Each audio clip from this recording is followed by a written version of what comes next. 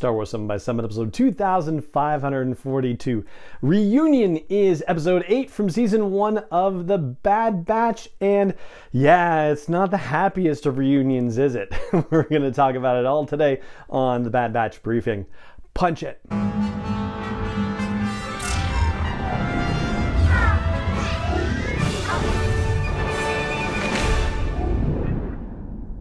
Hey Rebel Rouser, I'm Alan Voivod and this is Star Wars 7 by 7, your daily dose of Star Wars joy, and thank you so much for joining me for it. This is, as usual, a full spoiler briefing for this particular episode of The Bad Batch, so if you don't want it spoiled for you, well then you know what to do or not do, but if you're okay with me jumping into the details, well then let's get ahead and do it. I'll tell you right from the start that this episode has all the trappings of a mid-season finale kind of situation, which it is because it's dead center in the middle of the season, and it brings us into a very cliffhangery kind of situation. I have to say that I had a moment where I thought to myself, oh, with the reunion thing, that maybe we were going to get Crosshair brought back into the Clone Force 99 fold, but alas, that was not to be, even though they are all in the same place. We're back on Braca, and that's where the clones of Clone Force 99, aka the Bad Batch, were able to get their inhibitor chips removed. And so I thought, oh, here's a possibility. If Crosshair ends up there, then maybe they can subdue him and get him into the machine and get him sorted out. But nope, not going to happen, and probably much too early in the events of the season for something like that to happen. Although you have to imagine that this is somewhere in the back of the Bad Batch's minds, or maybe even not the back, maybe in the forefront. It has to have occurred to them, even though it isn't discussed in this episode. But as I was saying about Braca, we are picking up right where we left off from last episode. The Scrapper Guild's notification to the Empire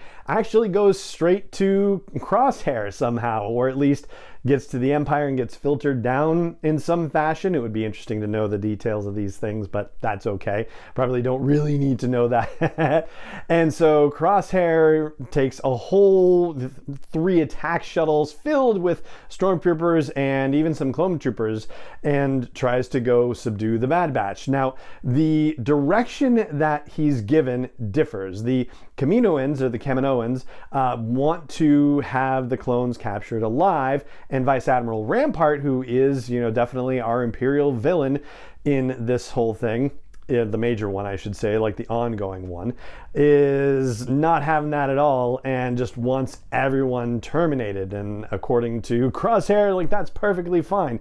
But now we're starting to get another hint of what the Kaminoans are on about with this situation. They're not happy with that pronouncement at all, but it seems like they're willing to sacrifice the Bad Batch as long as they get Omega back. And it does make you wonder back to the very first episode where Nala Se, the chief medical scientist, allowed the Bad Batch to escape and take Omega with them. If her calculus on that was that Omega was just going to get killed by Crosshair and all the troopers that were hunting the Bad Batch, then certainly that's the best decision she could have made at the time.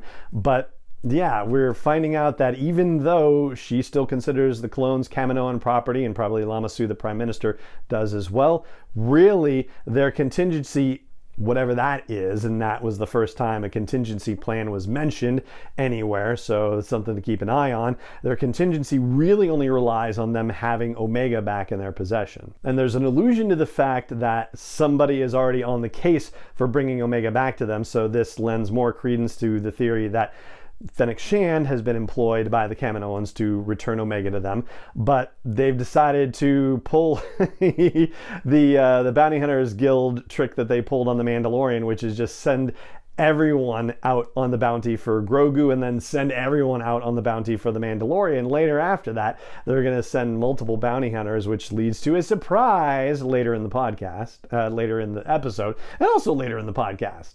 So there's a great cat and mouse situation that happens between Crosshair and the Bad Batch on Braca as the Bad Batch is trying to escape with munitions that they think they can sell back to Sid to repay their debts, and Crosshair and the gang trying to kill the Bad Batch. And when they are cornered, Crosshair even says, like, target the kid. Like, the first person he wants to kill is Omega, which is crazy. I mean, why would he think that necessarily? It's kind of fascinating that he would do that. He would seem to be somebody who would want to focus on the most dangerous person first, you would think, unless he thinks that somehow that's going to throw everybody off in the Bad Batch, or he's just mad because of everything that she kept saying about you can't help it and it's the inhibitor chips and stuff like that. I don't know, but it seemed like an odd vendetta sort of situation. So I feel like there must be something more to it because he's a really strategic guy. Earlier on in the episode, though, Wrecker is training Omega on how to defuse explosives, and that sort of played out like it might have been a setup for something, and if that's the case, then it's not for this episode because that didn't play out.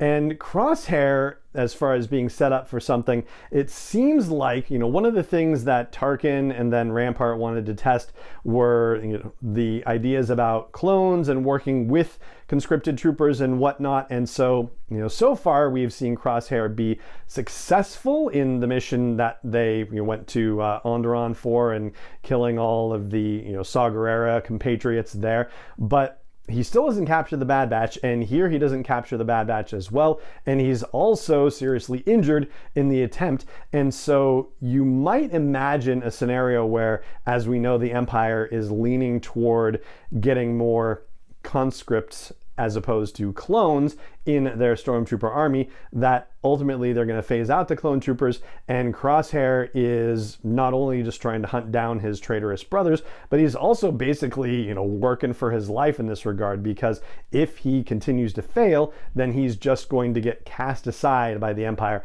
at best and maybe killed for his trouble at worst.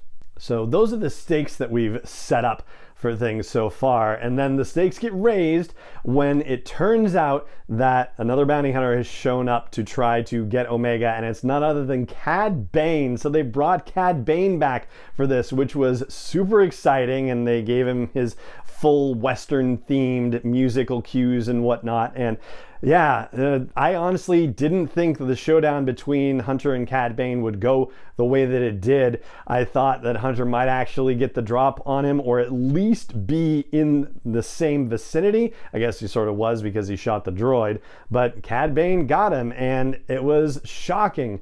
And you had a moment where you thought he might kill Omega, but of course not, because they talked about bounty hunters earlier in the episode, so it made sense that he was taking her. And then there was an interesting moment with the Bad Batch finally escaping from Braca and getting back to the ship, and Hunter waking up and doing it from his point of view, which, there's been a lot of talk about the Republic Commando video game recently, and it being updated and re-released on platforms that you can play it on now. This is an old video game, but part of that video game, I guess the point of view of it is from inside a clone trooper's helmet, so you're actually seeing it through the T-visor, and you're getting readouts on screen as if you've got your own clone trooper helmet on, and they give you that perspective for Hunter when they're waking him up and they're trying to get him on his feet and get him to the Havoc Marauder and escape from Braca. Tech and Echo and Wrecker are trying to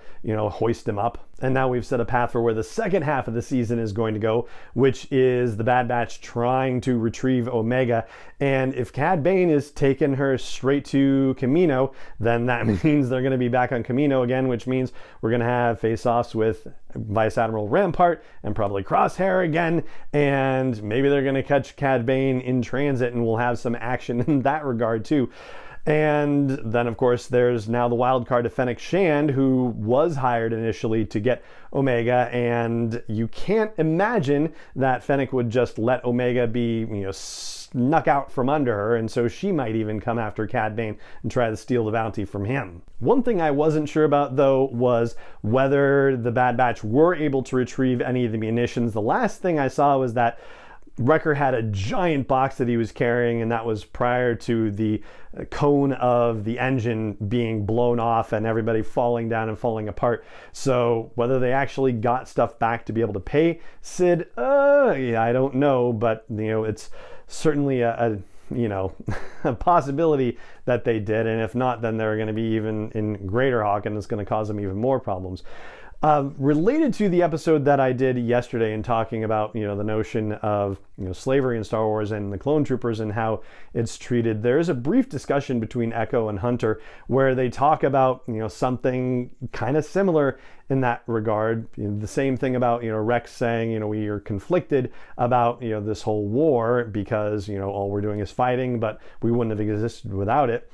And they, they're talking, Rex and Echo, or Hunter and Echo, about what they could or should be doing, and maybe they should have gone with Rex. And Hunter says, he's gone down a different path, and we're soldiers, like what else do we know? Like, this kind of conversation is a really fascinating one, and I hope they continue to dig into it in the Bad Batch and future clone related storytelling as well. I mean, I'm sure they can only do so much with it, quite honestly, and still keep it entertaining and gangbustery, action packed and all that fun stuff. But I mean, they got into some deep stuff in season 6 of the Clone Wars too, so I mean, it's certainly possible.